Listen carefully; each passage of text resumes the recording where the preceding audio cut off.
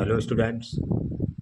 देखिए, मैं moving coil galvanometer चल रहा है। इससे पहले हमने मूविंग कॉइल गैल्वेनोमीटर के बारे में बात की थी। तो आज हम sensitivity of moving coil galvanometer, बस मूविंग कॉइल गैल्वेनोमीटर की सेंसिटिविटी के बारे में बात करेंगे।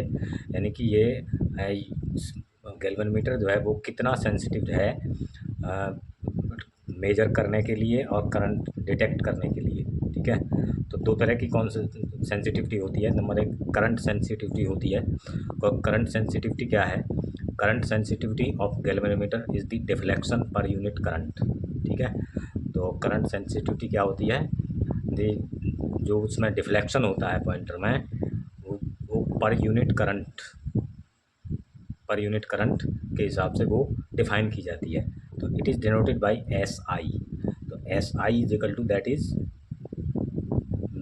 S I is equal to S I क्या है? S I is equal to कितना है? 5/I। 5/I। और फाई की वैल्यू क्या है? फाई की वैल्यू हम निकाल चुके हैं। उसमें क्या देखिए, NAB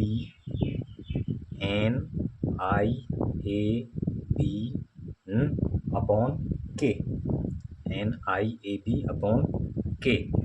ठीक है, NI/AB/K क्या है? टॉर्सनल कांस्टेंट है।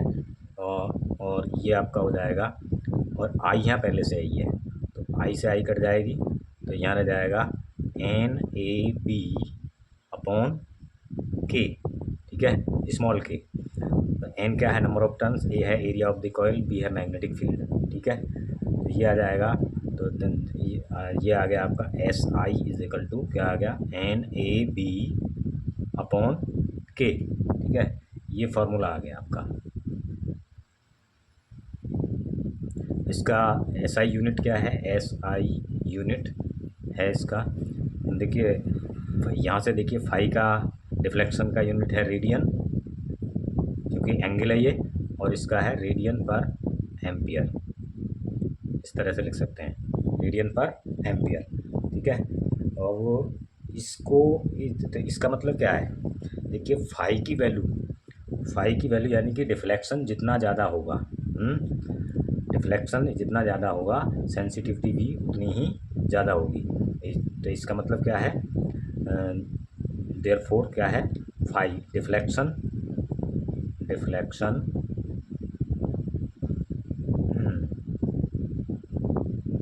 डिफ्लेक्शन जितना ज़्यादा होगा, कितना मोर, और सेंसिटिविटी भी मोर होगी। ठीक है, अब इस सेंसिटिविटी को बढ़ाने से किस तरह से बढ़ाई जा सकती है सेंसिटिविटी? देखिए, सेंसिटिविटी इस तरह से बढ़ाई जा सकती है आपकी। For increasing the sensitivity of moving coil galvanometer हम क्या करते हैं? नंबर ऑफ टर्न्स, यानी कि NAB आ रहा है ना, तो number of turns should be maximum number of turns होने चाहिए। Area of the coil should be maximum, क्योंकि AB आ रहा है, तो नंबर, तो N और A मैक्सिमम होने चाहिए, बट इनकी भी एक लिमिट होती है। अगर उस लिमिट से ज़्यादा बढ़ाएंगे तो फिर क्या है? इफेक्ट करेगा साइज ऑफ ये, हमें फिर मैग्नेट का साइज भी बढ़ाना पड़ेगा। ठीक है, तो एक पर्टिकुलर गैल्वेनोमीटर के लिए, पर्टिकुलर मैग्नेट के लिए इनकी एक लिमिट N और A मैक्सिमम होने चाहिए, लिमिट से ज़्यादा नहीं। तीसरा क्या है? B शुड बी मैक्सिमम, यानी कि मैग्नेटिक फील्ड मैक्सिमम होना चाहिए। इसके लिए क्या है? कोबाल्ट स्टील मैग्नेट्स यूज किए जाते हैं। कोबाल्ट स्टील के बने हुए मैग्नेट यूज़ किए जाते हैं। और K should be minimum, K जो नीचे है टॉर्सनल कांस्टेंट, तो इसके लिए क्या होना चाहिए? क्योंकि K क्या है? जिससे हम लटकाते हैं वो, उसको फॉर दिस हैंगिंग वायर, जिस वायर से लटकाते हैं इसको, वो शुड भी क्या होना चाहिए? वेरी थिन, यानी कि उसको ज़्यादा से ज़्यादा मतलब उसमें वो होना चाहिए टॉर्सन, ऐंठन, तो और लंबा भी होना चाहिए। ठीक है, तो ये हो गया आपका सेंसिटिविटी के, करंट सेंसिटिविटी के विषय में। दूसरे टाइप की सेंसिटिविटी होती है, वो होती है आपकी वोल्टेज सेंसिटिविटी। तो it is defined as the deflection per unit voltage. जिस तरह से पर यूनिट करंट पे करंट सेंसिटिव डिफाइन की जाती है, इसी तरह से डिफाइन की जाती है डिफ्लेक्शन पर यूनिट वोल्टेज। तो इसको डिनोटेड बाई एस वी। तो S V is equal to क्या है, S V is equal to होती है फाई अपॉन वी, और फाई अपॉन फाई की वैल्यू हम जानते हैं एन आई ए बी क्या अपॉन के और इंटू वी, और v की जगह पे हम रख सकते हैं क्या, देखिए v के एन आई ए बी और k, और v की जगह पे रख सकते हैं आई आर। तो v इजिकल चूँकि क्या होता है, v is equal to I R होता है रजिस्टेंस, ओम्स लॉ। तो क्या होता है, आई से आई कैंसिल, तो ये क्या हो गया, तो ये हो गया आपका एस वी इजिकल टू हो गया N A B upon K are. ये एस वी का फार्मूला, वोल्टेज सेंसिटिविटी का फार्मूला आ गया। ठीक है, अब इन दोनों में रिलेशन क्या है, रिलेशन है इसमें, देखिए हम क्या जानते हैं, तो ये उसका फार्मूला आ गया। अभी इसकी बात करेंगे हम, तो यहाँ पे वोल्टेज सेंसिटिविटी पर बात करेंगे अभी हम। तो देखिए इस पर बात करने के, अब इन दोनों के बीच रिलेशन क्या है, एस आई और एस वी, तो कहाँ से निकलेगा, वी नो दैट क्या क्या करते हैं, we know that S V voltage sensitivity is equal to N A B upon K R, अभी निकाला है यहाँ से।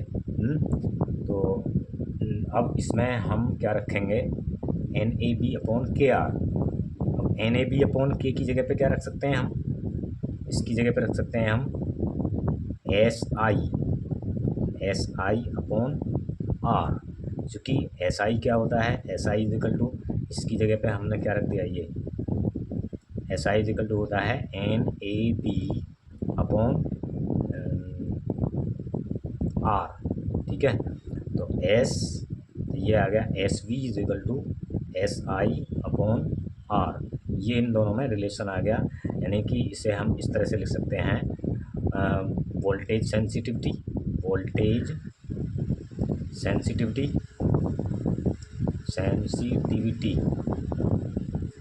इजिकल टू क्या है, वोल्टेज सेंसिटिविटी इजिकल टू क्या होगा, करंट सेंसिटिविटी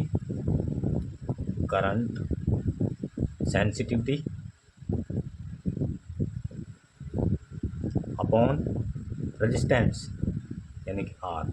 ये इसका ये वाला फार्मूला यहाँ तक हो गया। अब इन दोनों से देखिए कुछ कंक्लूज़न है जो निकलता है, क्या है, देखिए जब हम अगर करंट सेंसिटिविटी को बढ़ाते हैं या तो इसकी वैल्यू बढ़ाते हैं केवल इसकी, तो वोल्टेज सेंसिटिविटी बढ़ जाएगी। ठीक है, अब यहाँ पे एक ये है, इसको बढ़ाने के लिए क्या करना चाहिए, अगर हम नंबर ऑफ टर्न्स बढ़ाते हैं, if N increased then S I बढ़ जाएगी नंबर ऑफ टर्न्स बढ़ाने से। अब नंबर ऑफ टर्न्स बढ़ाएंगे तो उसकी लेंथ भी बढ़ेगी, वायर की लेंथ बढ़ेगी तो रेजिस्टेंस भी बढ़ेगा, और रेजिस्टेंस बढ़ेगा तो क्या है, बट रेजिस्टेंस इंक्रीज, और रेजिस्टेंस कभी कभी इतना हो सकता है कि नंबर ऑफ टर्न्स, जितना हमने नंबर ऑफ टर्न्स बढ़ाया है उससे भी ज़्यादा हो सकता है। तो जब तो फिर आर की वैल्यू ज़्यादा बढ़ जाएगी नंबर ऑफ टर्न्स की अपेक्षा। ठीक है, तो इसलिए क्या है, तो नंबर ऑफ टर्न्स बढ़ाने से वोल्टेज सेंसिटिविटी जो है वो डिक्रीज हो जाएगी। ठीक है, तो इस चीज़ का भी हमें ध्यान रखना है। ठीक है, तो ये था सेंसिटिविटी के